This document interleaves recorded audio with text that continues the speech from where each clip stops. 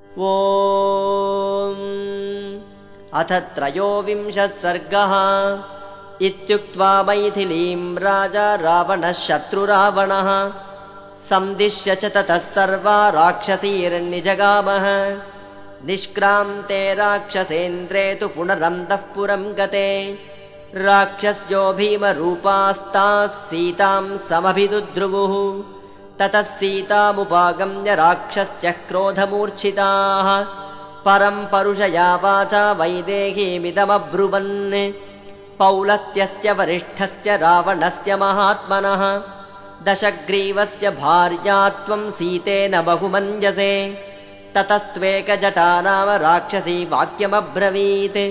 आमन्त्र्य क्रोधतां राक्षी सीतां करतलोदरीं। प्रजापतीनां षण्णां तु चतुर्थो यः प्रजापतिः मानसो ब्रह्मणः पुत्रः पुलस्त्य इति विश्रुतः। पुलस्त्यस्य तु तेजस्वी महर्षिर्मानसः सुतः। नाम्ना सविश्रवा नाम प्रजापतिसमप्रभः। तस्य पुत्रो विशालाक्षि रावणः शत्रुरावणः। तस्य त्वं राक्षसेन्द्रस्य भार्या भवितुमर्हसि। मयोक्तं चारु सर्वाङ्गि वाक्यं किं नानुमञ्जसे। ततो हरिजटा नाम राक्षसी वाक्यमब्रवीत्। विवर्त्य नयने कोपान् मार्जारसदृशे क्षणा। येन देवास्त्रयस्त्रिंशद्देवराजश्च निर्जिताः तस्य त्वं राक्षसेन्द्रस्य भार्या भवितुमर्हसि। ततस्तु प्रघसा नाम राक्षसी क्रोधमूर्छिता। भर्त्सयन्ती तदा घोरमिदं वचनमब्रवीत्। वीर्योत्सिक्तस्य शूरस्य सङ्ग्रामेष्वनिवर्तिनः बलिनो वीर्ययुक्तस्य भार्या त्वं किं न लिप्यसे।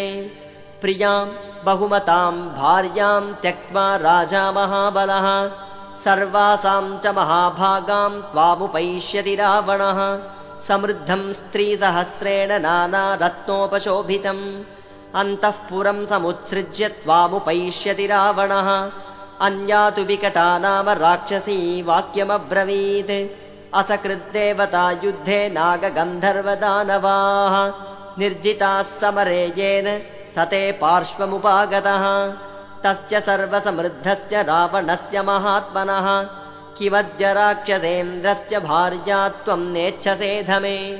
ततस्तु दुर्मुखी नाम राक्षसी वाक्यमब्रवीत्।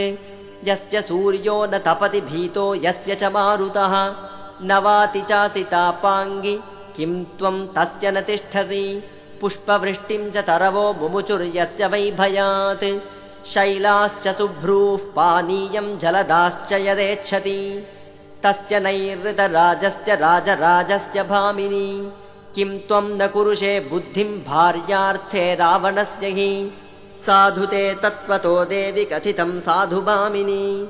गृहाण सुस्मिते वाक्यम् अन्यथा न भविष्यसि। ॐ इत्यार्षे श्रीमद् रामायणे वाल्मीकीये आदिकाव्ये चतुर्विंशतिसहस्रिकायां संहितायां सुन्दरकाण्डे राक्षसी प्ररोचनं नाम त्रयोविंशः सर्गः। ॐ